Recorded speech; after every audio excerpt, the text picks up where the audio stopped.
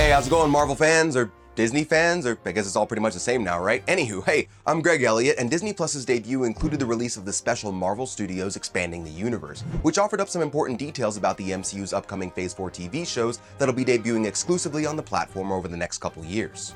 We got our first taste of all the Marvel TV coming to Disney Plus at 2019 San Diego Comic-Con, but details are being tightly kept under wraps other than the titles and key casting choices. But this new featurette finally offers up some new information and even some first looks on some of the announced series, so here are all the biggest reveals from Expanding the Universe.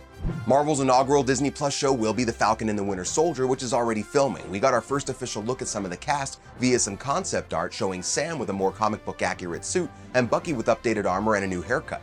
They also showed Emily Van Camp's Agent 13, who's returning to the MCU after not being seen since Captain America Civil War, and look closely, that's not Captain America but John Walker, otherwise known as US Agent. And last but not least, we also got our first look at Baron Zemo's iconic purple mask. And now, onto our favorite god of mischief. Despite his death, an alternate timeline version of Loki managed to escape in Avengers Endgame, and this is the guy that we'll be following in the new Loki series, which will somehow also link to Doctor Strange in the Multiverse of Madness, as well as Thor: Love and Thunder. In the special, producer Stephen Broussard revealed that the show will have a quote, huge time travel component, which makes sense if you've seen the concept art that appears to show Loki in 1975. He also added that the series will have a man-on-the-run quality to it, and will explore the more human sides of Loki, which is nice, because 2012 Loki was kind of a jerk, remember?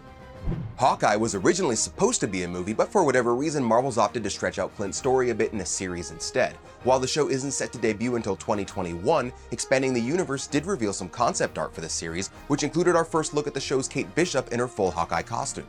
It also confirms that Lucky the Pizza Dog is coming to the MCU too. Now, we don't know yet if this version is Clint's or Kate's, or if he also has a penchant for pizza, but considering his popularity in the comic books, chances are they won't veer too far from what's already been established. Arguably one of the most interesting Phase 4 projects is Wanda Vision, which will be a sitcom at the start at least, with a cast that includes Thor's Darcy Lewis and Ant-Man's Agent Jimmy Woo. Now during the special, supervising producer Mary Livanos talked a bit about what to expect from the series, but the biggest hint of them all may have come from a comic casually displayed on the wall behind her. The page is from the 1985 miniseries The Vision and the Scarlet Witch and shows Doctor Strange holding Wanda and Vision's son, which may very well mean that their twins may eventually be making their debut in the MCU as well. And considering that WandaVision is supposed to directly link to Doctor Strange in the Multiverse of Madness, it's not too big of a stretch to think so. And lastly is What If, Marvel's first animated show that will put some interesting alternate reality twists on some of the key moments from the Infinity Saga.